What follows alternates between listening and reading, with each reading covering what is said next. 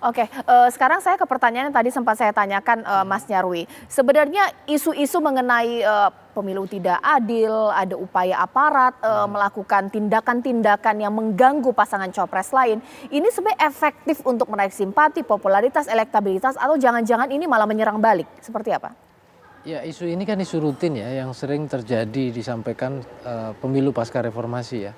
Karena kan selalu ada tuntutan integritas dalam penyelenggaraan oleh penyelenggara, itu satu. Kedua juga kemudian harapan pada pertarungan yang fair yang diatur di dalam undang-undang dan semua regulasi.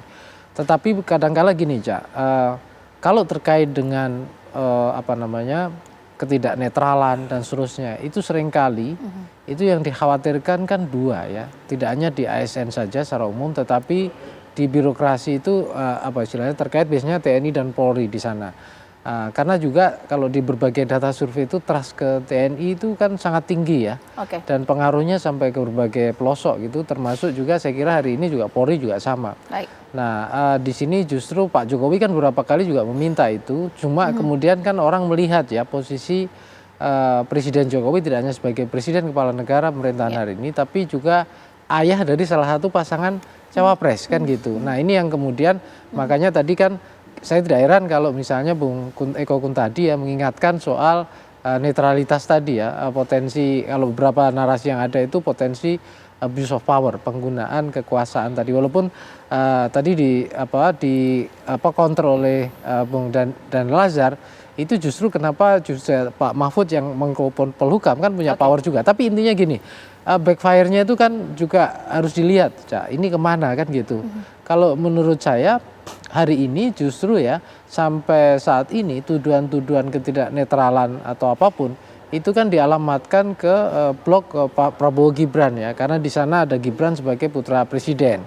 Tetapi kan saya lihat ya, kalau kita lihat impact ya, impact backfire ini kalaulah misalnya muncul semacam distrust ya terhadap ketidaknetralan, kemudian memunculkan kritik-kritik dari masyarakat, ya saya kira juga ada kemungkinan kritik itu tidak hanya dimunculkan pada blok kubu Prabowo Gibran, tapi juga bisa jadi ke Ganjar Mahfud, karena di sana tadi ada partai yang juga saat ini PDIP misalnya yang juga mendukung pemerintah Pak Jokowi waktu pengusulan. Walaupun posisinya sekarang juga masih ada kritik Mas Nyarwi, yang muncul masih di sana. senada dengan itu. Kalau kita melihat mengenai putusan MK ini kan ramai sekali. Masyarakat yang dianggap tidak setuju dengan putusan MK ini, bahkan juga hasil kode etik ini kan juga banyak. Tapi secara survei elektabilitas Prabowo Gibran ini masih tinggi. Apa jangan-jangan masyarakat nggak tahu mengenai isu itu?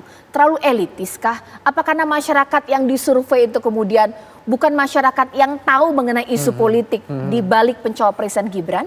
Kalau menurut saya, isu-isu yang terkait dengan Mahkamah Konstitusi apalagi ketatanegaraan ini ya, itu overall masih isu menengah ke atas. Dan masyarakat itu kan yang ketika kita ngomong, jadi gini, ini bicara soal kualitas legitimasi ya, kekuasaan. Di kita itu, Cak, yang dimaksud bagaimana elit mendapatkan legitimasi kekuasaan di mata publik secara umum, itu baru demokrasi elektoralnya, jadi proses pemilu elektoralnya. Nah, belum melihat prosesnya. Proses itu artinya begini, apakah misalnya contoh, kandidat ini dicalonkan oleh mekanisme yang demokratis tidak, misalnya begitu.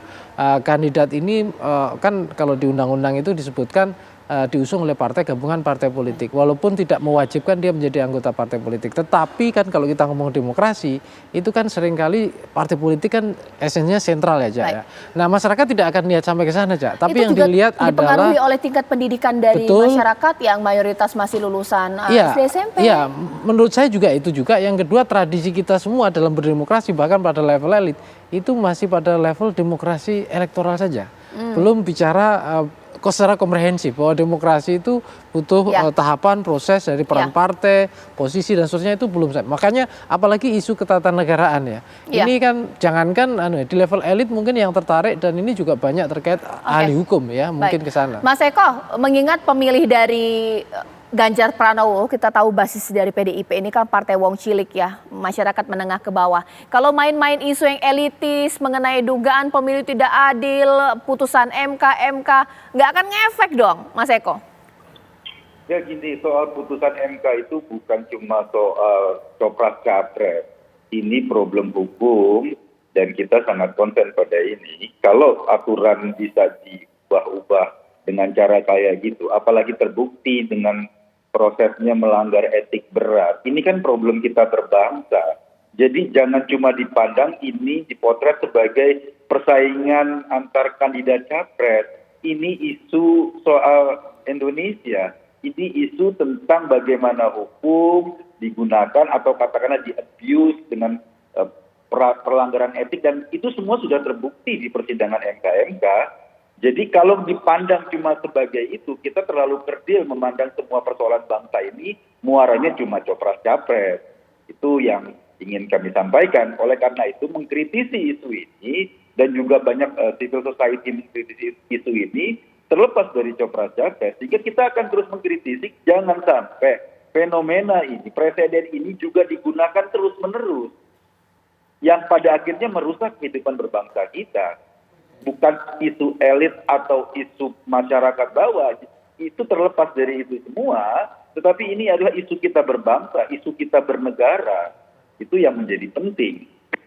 Oke, sekarang saya mau tanya juga kepada Bang Daniel, ketika isu-isu mengenai demokrasi yang substansial itu memang tidak akan termakan oleh masyarakat menengah ke bawah. Apa itu jangan-jangan strategi dari Gibran melakukan belusukan-belusukan di daerah Jawa Tengah khususnya, supaya ya mereka juga tidak tahu ini begitu banyak kontra yang kemudian terjadi, ini seperti apa?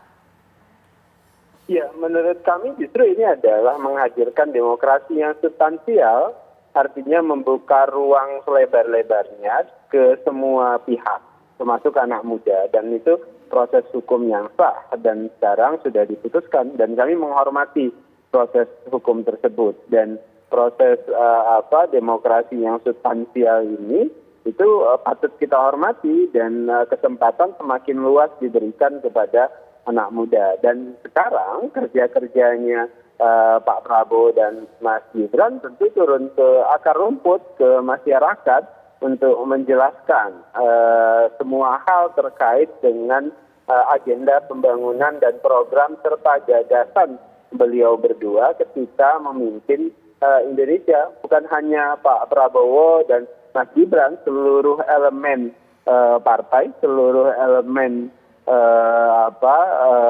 relawan juga kemudian turun ke bawah untuk menyampaikan pesan-pesan itu. Jadi jangankan teman-teman partai saya yang juru bicara Pak Prabowo Subianto saja juga ikut kemudian turun ke bawah untuk menyampaikan pesan-pesan Pak Prabowo dan Mas Gibran. Jadi sekarang kebijakan kampanye dan kebijakan pemenangan Pak Prabowo dan Mas Gibran, kami harus turun ke bawah, semua kekuatan memastikan berkomunikasi dengan rakyat dan memastikan pesan-pesan persatuan. Jadi kami ingin kompetisi ini menjadi kompetisi yang sehat, kompetisi yang mempersatukan, jadikan kompetisi yang berlomba-lomba dalam kebaikan, bukan memecah belah satu dengan yang lainnya. Itu komitmen yang ingin dihadirkan Pak Prabowo dan Mas Gibran, Mbak Caca. Mas Eko, memang ada masyarakat di daerah pedesaan, contohlah petani gitu, pusing-pusing mikirin putusan MK, batas usia capres-cawapres, memang ada seperti itu? Ya, ini problemnya sekali lagi bukan cuma isu ini, isu elit atau isu masyarakat, ini isu kita berbangsa.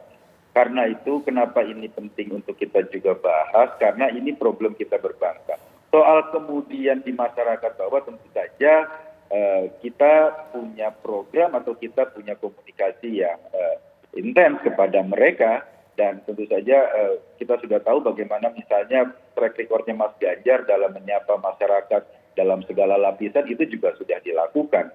Kita membahas ini jangan menafikan bahwa cuma demi copras-capres seolah-olah itu tadi kita menafikan isu-isu yang sangat penting dalam kehidupan berbangsa, isu-isu soal konstitusi, isu-isu soal ketatanegaraan. Memang bagi masyarakat bawah ini mungkin mereka memahami secara utuh, tetapi justru kita punya tanggung jawab moral untuk mengatakan bahwa aturan ini, hukum ini tetap harus dijalankan secara baik, secara benar. Kalaupun isunya dikonsumsi elit, tetapi ini berdampak pada kehidupan seluruh masyarakat. Kita bayangkan kalau hukum dengan gampang misalnya di-abuse, hukum dengan gampang direkayasa untuk kepentingan-kepentingan politik tertentu, tentu saja yang akan dirugikan kita semua. Terasa atau tidak, itu yang menjadi konsentrasi juga yang menjadi tanggung jawab moral kita untuk juga menjelaskan kepada masyarakat. Soal bahwa ini bisa termakan oleh masyarakat bawah atau tidak, atau dipikirkan tidak, itu bukan isu buat kita. Artinya itu bukan menjadi hal penting, tetapi tanggung jawab moral kita untuk memberikan pemahaman kepada masyarakat bahwa ada loh problem serius. Ini terbukti masyarakat civil society, para ahli hukum semua kan mempermasalahkan. Jadi jangan cuma dipotret, cuma sekedar copras-capres. Ada hal yang lebih besar dari itu menurut Bang saya. Daniel, tanggapi 1 menit, silakan. Ya, yang jelas pendapat bahwasannya ini adalah demokrasi yang substansial, demokrasi yang membuka pintu selebar-lebarnya, itu adalah menjadi argumentasi yang kuat bagi kami. Dan tentu kami mendukung penuh penegakan hukum, menghormati hukum, dan membuka pintu demokratis bagi demokrasinya kita yang semakin maju dan lebih maju ke depan. Jadi fokus kami di situ, dan kami juga menghormati pendapat apapun yang hadir di kelompok masyarakat lain, terutama juga pendapat seperti Mas Eko dan kawan-kawan. Oke, sekarang terakhir ke Mas Nyarwi. Kita tahu politik tidak terjadi di ruang hampa, ini bisa berubah tidak? Ini masih November, kita tidak tahu Desember atau juga Januari, Mas Nyarwi. Ini kan masih sangat dinamis menurut saya, Cak. Saya contohkan saja singkat saja, misalnya tadi ya, soal penafsiran proses MK dan pencawapresan Gibran misalnya. Di kalangan kelas menengah, saya setuju dengan pendapatnya Bung Kun tadi ya. Bisa saja misalnya PDIP dan semua tim yang mendukung Mas Ganjar itu memilih menjelaskan ini problem kita bernegara, harus lebih baik, kira-kira gitulah. Tetapi di dalam masyarakat menengah bawah bisa jadi narasi-narasi yang berkembang berbeda aja. Ya. Jadi satu sisi ini memberikan contoh bahwa kalau menjadi leader atau pemimpin itu prosesnya juga harus lebih bagus, kira-kira gitu, kandidasinya lebih baik dan seterusnya. Tapi di masyarakat bawah bisa aja muncul narasi bahwa ketika pencawapresan Gibran justru itu ada skenario dihalang-halangi lah, dipersulit dan seterusnya. Artinya bisa narasinya berbeda. Nah, tentu saja di sini ini bagian dari strategi kampanye ya yang dilakukan oleh masing-masing pihak capres-capres. Tapi terlepas dari itu, Cak, menurut saya ya kita tentu berharap ya para pasangan capres-cawapres ini gitu itu lebih memberikan bobot katakanlah ya diferensiasi yang lebih baik. Kira-kira Indonesia ini mau dibawa kemana? Versi Prabowo, Gibran, ya betul. Nah nanti juga Pak Ganjar Mahfud kayak apa? Mas Anies seperti apa? Sehingga kita dapat penjelasan. Proyeksi gitu ke depan ya? Betul, penjelasan bahwa kenapa ini naik, kenapa ini turun, itu kan bukan tadi yang seringkali dibilang ini karena faktor drama-drama saja, tapi juga karena tawaran-tawaran dan masyarakat juga pelan-pelan mulai berpikir dengan cara yang cerdas juga, tidak dengan cara yang mungkin basisnya karena ikut tren seperti itu. Jadi masyarakat Indonesia khususnya hanya untuk dunia hiburan sajalah. Anda suka drama silat, drama percintaan, dan drama-drama lainnya. Kalau untuk Pilpres harus objektif seperti itu ya. Terima kasih Mas Nyarwi, bahkan juga terima kasih kepada 2 narasumber saya yang tadi lewat sambungan Zoom, Mas Eko dan juga Bang Daniel Azhar. Nanti saat lagi pemirsa sejumlah informasi lainnya masih akan saya hadirkan untuk Anda. Tetaplah bersama kami.